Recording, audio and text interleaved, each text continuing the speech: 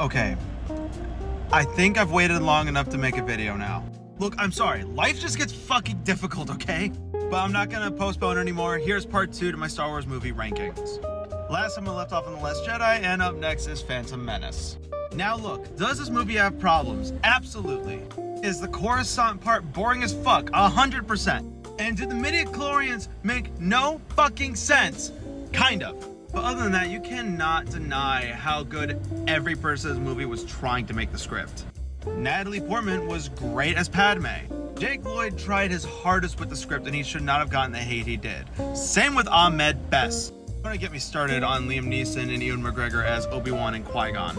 Honestly, they might be the best ones in this movie and the best parts of this movie. And on top of that, the music in the final fight scene between Qui-Gon and Obi-Wan and Darth Maul is fucking amazing.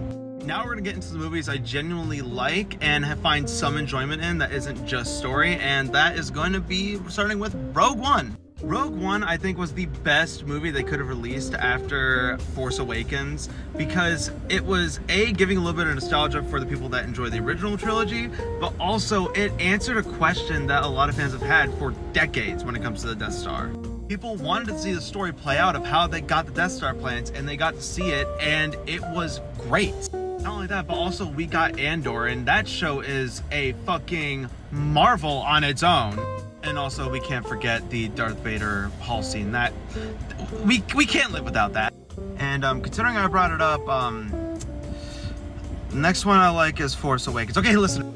Did it basically play the same plot points from A New Hope? Yes. But was it bad though? Because last time I checked, when this movie came out, everyone loved it. People loved Finn, they loved Kylo, and yes, people loved Rey, and people still do. And I'm one of the people in that group.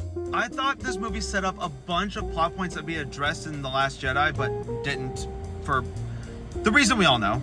And honestly, I don't mind that Rey was the actual Jedi in the film because it builds it up from the beginning. And also before anyone says, but she's super force sensitive right off the bat and she had no training beforehand. Remember, Luke didn't have any training either before he pulled the fucking lightsaber out of the snow in Empire Strikes Back.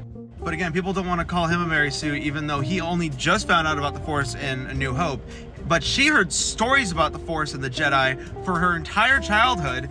And then when she got a feeling about it when she was around Kylo, she tried something that she heard about and it still worked.